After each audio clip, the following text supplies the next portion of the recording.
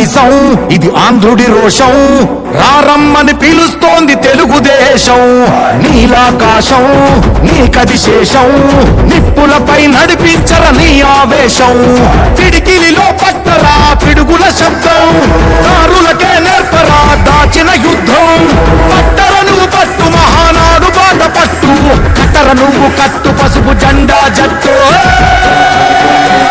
Mahanadu. Voter ప్రజలందరికీ నా నమస్కారాలు.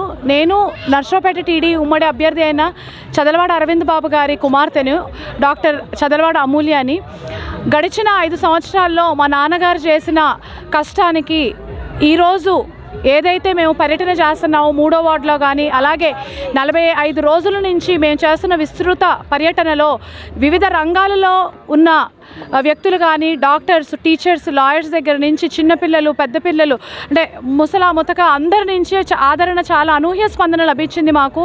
అది ఎంతగానో ఆనందంగా అనిపించింది. ఈ తిరిగిన 45 రోజులు కేవలం ఆయన 5 సంవత్సరాల నుంచి ఆయన వృత్తిని, ఆయన కుటుంబాన్ని, ప్రతి ఒక్క అంశాన్ని పక్కన పెట్టి ఓన్లీ రాజకీయం కోసం, ప్రజల కోసం కష్టపడిన వ్యక్తి అరవింద్ బాబు గారు. ఈరోజు ఆయన నష్టపోయిందే ఎక్కువ ఉందండి. ఎంత సంపాదించాడనేది పక్కన పెడితే ఎన్నో వేల కోట్లు, ఎంతో డబ్బు నష్టపోయిన పరిస్థితి. ఇప్పుడు నియోజకవర్గ ప్రజలందరికీ నేను ఒక్కటే మనవించుకుంటున్నాను.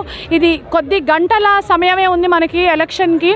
పోలింగ్ డేట్ మే 13వ తారీఖు. ప్రతి ఒక్కరూ వినియోగించుకోవాలి ఓటుని. ప్రతి ఒక్కరూ ఉదయాన్నే 7:30 కల్లా 7-7ంటికి వెళ్ళిపోయి వాళ్ళ ఓటుని క్యాస్ట్ చేసుకోవాలి. అలాగే ఈ 5 సంవత్సరాలు మా నాన్నగారు అరవింద్ బాబు గారు పడ్డ కృషి గుర్తుపెట్టుకొని ప్రతి ఒక్కళ్ళు ఆయనకి సాయం చేయాలి. ఒక్కసారి గెలిపించుకుంటే మిమ్మల్ని అందరినీ ఆయన గుండెల్లో పెట్టుకొని చూసుకుంటారు.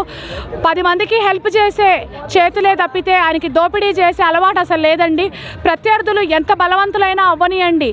ఈసారి మనం కులం, మతం, డబ్బు, లిక్కరు ఎన్ని పక్కన పెట్టి వీటన్నిటికీ అతీతంగా మనం అరవింద్ బాబు గారిని గెలిపించుకుంటే ఆయన మనకి సేవ చేయడానికి రెడీగా ఉన్నారు. ఆయన ఒక బీసీ కులం నుంచి వచ్చిన వారు.